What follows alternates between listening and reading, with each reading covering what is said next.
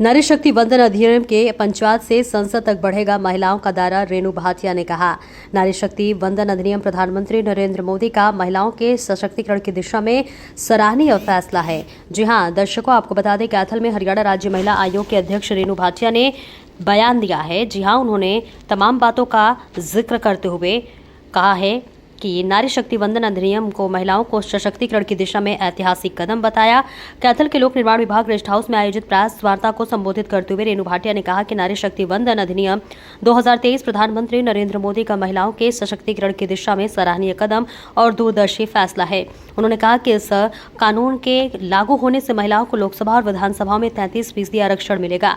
इस दौरान उन्होंने समाज में बढ़ती अभद्र भाषा और महिलाओं के प्रति आपत्तिजनक कंटेंट पर भी कड़ा प्रहार किया। उन्होंने कहा कि गानों को और सोशल मीडिया पर महिलाओं के लिए अपमानजनक शब्दों का इस्तेमाल बेहद निंदनीय और गाली दो, माफी मांगो जैसी संस्कृति अब स्वीकार्य नहीं होगी। उन्होंने कलाकारों और कंटेंट क्रिएटर्स से अपील की है कि वे अपनी रचनाओं में महिलाओं का सम्मान विशेष तौर पर रखें। तो साफ है, महिलाओं के सम्मान और सशक्तिकरण को लेकर अब सख्त रुख अपनाने के मूड में है।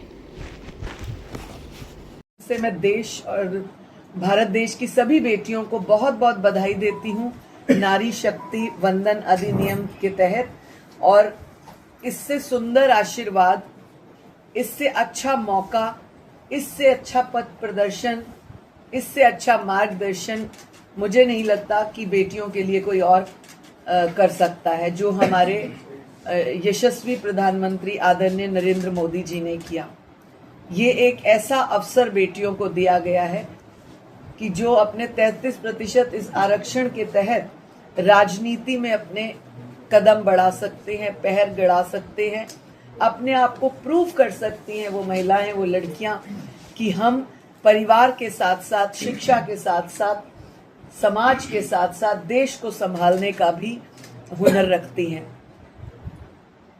बहुत सारी बेटियां ऐसी हैं जो कहीं ना कहीं किसी न किसी माध्यम से समाज के साथ जुड़ी हैं, परंतु राजनीति में नहीं आ गई थी।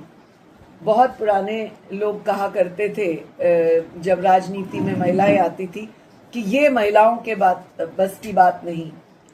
अब इस द्वार के खुलने से एकदम सीधा फोकस हो गया कि महिलाएं भी राजनीति का वो अभिन्न अंग हैं, जैसे कि हमारा कंधे से कंधा मिलाकर पुश करते हैं। तो ये एक बहुत सुंदर अवसर है जो हमें दिया गया, और मैं आपके माध्यम से सभी बेटियों को कहूंगी, जो भी राजनीतिक क्षेत्र में काम कर रहा है वो इस अवसर को अवेल करे, किसी ना किसी पद पे, किसी ना किसी कार्य में जुड़ी रहे, क्योंकि आपका अब रास्ता पंचायत से पार्लियामेंट तक जाता है। देखिए, मुझे ऐसे लगता है महिला आयोग हरियाणा जिस पथ पे चला है और जो कर रहा है, जिस तरह हमने पिछले दिनों एक सिंगर के कुछ गलत एक्शंस और शब्दों के खिलाफ कार्रवाई की, कुछ ही दिन पूर्व हमने एक सम्मन और किया जो 18 तारीख को, जिस पर हम बात करेंगे, उनको सम्मन करके किए हुए पे। ऐसे जब शब्द महिलाओं के लिए आते हैं, वो चाहे कोई भी हो, यदि आप माँ और बेटी को अपमानित करते हैं तो मुझे ऐसे लगता है हम अपनी संस्कृति, अपने परिवार, अपने सम्मान को खराब कर रहे हैं। चाहे वो किसी स्तर का व्यक्ति हो, कोई भी हो, भाषा की मर्यादा को हमें समझना होगा। बेटियों के बीच में हम जाने की, अधिनियम अप्रूव करने की बात करते हैं, बेटी बचाओ की बात करते हैं, बेटी को पढ़ाने और आगे बढ़ाने की बात करते हैं, तो फिर अभद्र टिप्पणियां और भाषा बेटियों के लिए क्यों? ये एक प्रश्न चिन्ह है, सोचने का विषय, सबको इसके ऊपर सोचना होगा। मैडम इस गाने में तारीफ कर रही हैं, तो ऐसे तो ये गन कल्चर बढ़ी रहा है, कहीं ना कहीं कंट्रोल कैसे करोगे इसको? देखिए, हमने पिछले सप्ताह माननीय मुख्यमंत्री जी को एक पत्र सौंपा है और निवेदन किया है कि जैसे फिल्मों के लिए फिल्म सेंसर बोर्ड होता है, उसी प्रकार सोशल मीडिया के प्लेटफॉर्म के लिए, रील्स के लिए, छोटी छोटी जो नाटिकाएं बनाते हैं या जो भी सोशल मीडिया पे लोग अपलोड करते हैं, उनके लिए भी हम एक चेक रखें। टाइम टू टाइम कोई एक डिपार्टमेंट उनके ऊपर चेकिंग करता रहे। जैसे ही कोई इस तरह की सोशल मीडिया पर बात आए, तुरंत उसे ब्लॉक करके, बंद करके और उस व्यक्ति के खिलाफ कार्रवाई हो, तब तो हम इसको कंट्रोल कर सकते हैं। इसका मैंने निवेदन किया और माननीय मुख्यमंत्री जी ने इसे एक्सेप्ट किया और कहा इस विषय पर विस्तार से बात करेंगे। मैं मीडिया से एक बात जानना चाहती हूँ कि जब इस तरह से आम गली मोहल्ले आसपास भी बात होती है और इस तरह से गाली गलौज होता है तो बात कहाँ तक जाती है? नहीं, थाने तक, चौकी तक, मार पीट, खून खराबे, कितना कुछ हो जाता है। ये सब होता है। उसी संदर्भ में महिला आयोग सख्त है कि इस तरह से गाली गलौज करके ये इस तरह की बातें उस एंड तक ना जाएं, इनको कंट्रोल किया जाए। इसीलिए हमने सम्मन किया है, बुलाया है और हम बात करेंगे।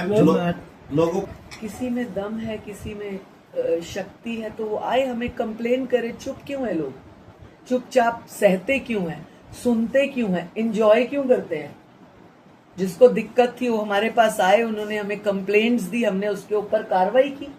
चुप क्यों? आपको कोई गाली दे रहा है, आपको कोई किसी सार्वजनिक स्थल पर किसी बुरी बात से दिक्कत है तो आप आए ना, आगे आए। आप मजे क्यों लेते हैं? रही बात फेम की, बार बार अपने इंट्रोडक्शन देना मुझे ठीक नहीं लगता। मैं पार्टी की एक छोटी सी कार्यकर्ता हूं और 1987 से हूं, जब से ये सिंगर पैदा भी नहीं हुए। ये दोनों सिंगर जो मुझे बात करते हैं कि फेम होने के लिए, जब कोई मीडिया नहीं था, यहाँ पर सभी चैनल्स आप मौजूद हैं। सबसे पुराना चैनल आज तक और जी आया था, उसके बाद बाकी आए हैं। जब आज तक और जी भी नहीं था, मैं तब दिल्ली दूरदर्शन की न्यूज एंकर थी। तो मुझे पॉपुलैरिटी क्या करनी है भाई? तो इसलिए जो लोग मेरे लिए इस तरह की भाषा बोलते हैं उनको अपने अंदर सोचना चाहिए कि क्या कहीं वो खुद को फेमस करने के लिए झूठ, अनाप शनाप, बकवास तो नहीं कर रहे, गलत भाषा का इस्तेमाल इसलिए तो नहीं कर रहे। जिन्होंने कहा कि मेरे को लोग दिखे, मुझे धमकाया, मुझे टेरर क्रिएट किया, हम रात भर सोए नहीं तो सुबह प्रोग्राम कैंसिल करना था। मैंने 2 पैग पीकर गाली दे दी। आप टेंशन में आते हैं तो आप 2 पैग पी के गालियां देंगे? आप बच्चों के क्या बताना चाहते हैं कि अगर आपको टेंशन है तो पैग पियो? ये आप बताना चाह रहे हैं? आप दारू का कल्चर जो है, नशे का कल्चर बताना चाह रहे हैं बच्चों को? ये हम बर्दाश्त नहीं करेंगे। पॉपुलर तो आप होना चाह रहे हैं, आपकी कोई फिल्म आती है, आपका कोई गाना आता है तो आप इस तरह की हरकत करते हैं। तो ये जो मेरे लिए इस तरह से कह रहे हैं उनको अपना खुद सोचना होगा। मुझे पॉपुलर होने की जरूरत नहीं, मैं बाल कलाकार रही हूँ। मैं अपने युवा समय में पूरी एक्टिंग के उसमें रही हूँ, कई सीरियल्स किए, कई मॉडलिंग्स की, कई पिक्चर्स की। तो मुझे पॉपुलर क्या होना है?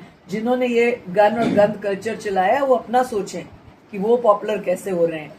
इस तरह से घटिया घिनौने तरीके से पॉपुलर होने की हमको और महिला आयोग को आवश्यकता नहीं है। नारी शक्ति, उनको अपनी माता जी दिखेंगी, उनको अपनी पत्नी, बहन, भाई सब दिखेंगे। देना, उनका गुस्सैल स्वभाव पूरा करें। जिसके अंदर टेंशन होती है तो वो घर पे करे ना। महिला आयोग बहुत सख्त है, इस तरह से हल्की बातें करना बंद कर दें, अन्यथा हम अगर सख्ती करेंगे फिर आप ही के माध्यम से लोग कहेंगे कि मैडम पॉपुलर होना चाहती हैं। अब रोज कोई इस तरह की हल्की भाषाएं बोलेगा तो आयोग तो सख्ती करेगा ना। नया एडमिशन लेते हैं तो हमारी मम्मी हमारे साथ स्कूल जाती है, आपकी भी गई थी, मेरी भी गई थी। लेकिन जब हम LKG में आ जाते हैं तो मम्मी पापा स्कूल नहीं जाते। इसलिए बिगिनिंग में अगर कोई जाता है, मार्गदर्शन लेता है और उसके बाद वो एक्सपर्ट हो जाता है तो इसमें कोई बुराई नहीं है। लेकिन हर महिला को अपने पैरों पे खुद खड़ा होना चाहिए। उनको मौका मिला है तो उनको उस मौके को अवेल करना चाहिए। कोई भी हो, देखिए ये पुलिसकर्मी, राजनेता, सिंगर, फला ढिंका, ये पर्टिकुलर किसी के लिए नहीं है। गलत शब्दों का इस्तेमाल सार्वजनिक स्थल पे कोई करेगा और गलत बात करेगा तो उसके खिलाफ कार्रवाई होनी चाहिए। जिनको ज्यादा गुस्सा आता है वो अपने घर बैठे। इसके लिए हम 376 लगाते हैं। एक होता है मानसिक रेप, रोज रोज करना, महिलाओं को गालियां देना, प्रताड़ित करना, बुरे शब्द कहना, वो भी एक मानसिक रेप है। आप रोज रोज करते हैं, उसकी सजा नहीं होनी चाहिए क्या? होनी चाहिए और महिला आयोग देगा। Thank you.